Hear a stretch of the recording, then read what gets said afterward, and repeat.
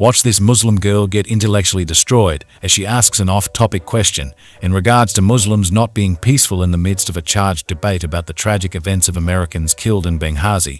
The stage was suddenly set ablaze with a seemingly incongruous question, challenging the prevailing narrative by asking about the peaceful nature of Muslims. Little did she know, she was about to encounter the formidable force of Bridget Gabriel's rhetorical prowess.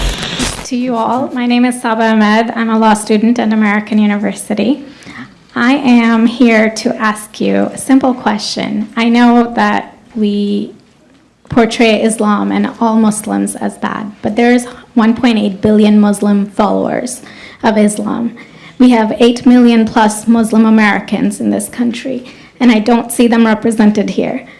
But my question is, how can we fight an ideological war with weapons? How can we ever end this war?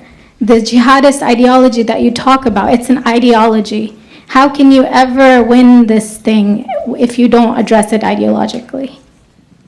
Great question. I am so glad you're here, and I am so glad you brought that up because it gives us an opportunity to answer.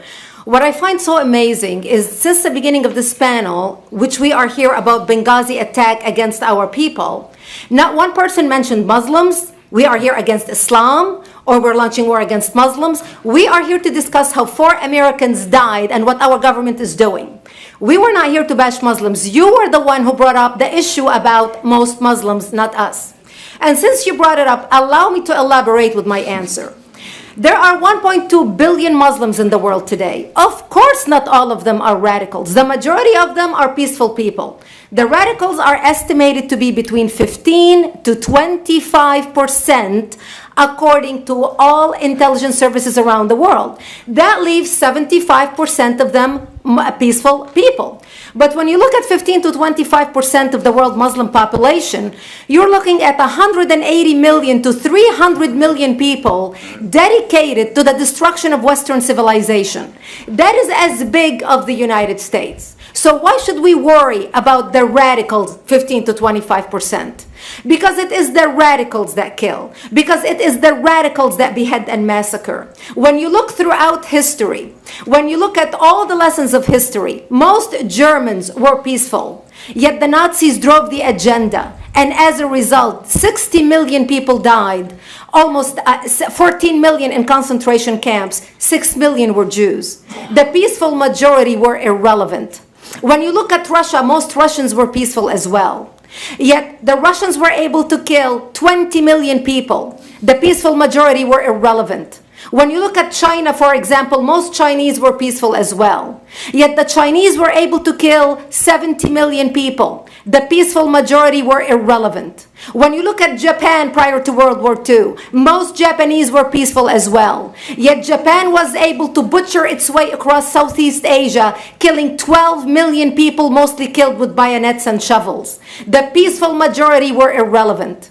On September 11th in the United States, we had 2.3 million Arab Muslims living in the United States.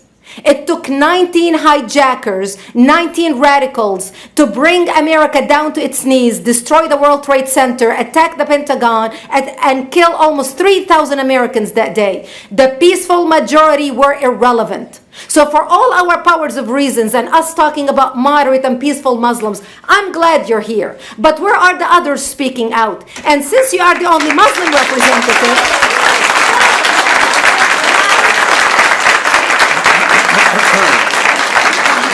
save the applause till the end.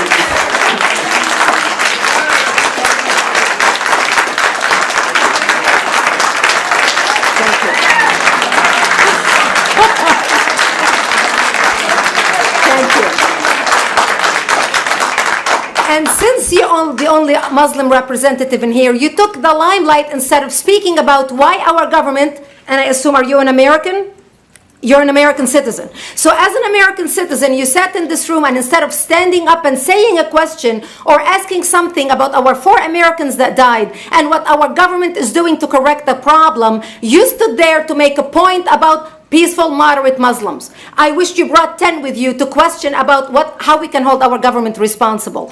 It is time we take political correctness and throw it in the garbage where it belongs and stop calling it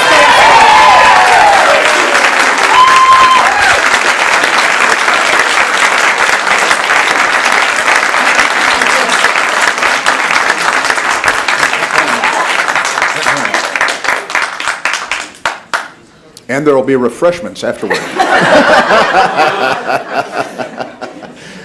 Did you want to respond to the... I think we're out of I can't follow that. You had a follow-up that you'd... you go ahead. Comment. Thank you for your responses. And I do really hope that other Muslims will start showing up at these conservative forums. But, as a peaceful American Muslim, I would like to think that I'm not that irrelevant. I'm just as much an American, and I'm very deeply saddened about the lives that were lost in Libya. And I hope that we will find justice for their families. But I don't think that this war can ever be won by just the military. You have to address you have to bring Muslims to the table to address this. I think So everyone thank you. agrees that it can't be won Everybody just agrees with militarily, that. and I think that everyone has said that. Can you tell me who the head of the Muslim peace movement is? I guess it's me right now, so thank you. As we reflect on this exchange, let it be a reminder that effective dialogue requires not only the courage to ask probing questions, but also the skill to navigate through the intricacies of the conversation. In a world where discussions often veer off course, the art of debate lies not only in posing challenges, but in the thoughtful and deliberate effort to address them.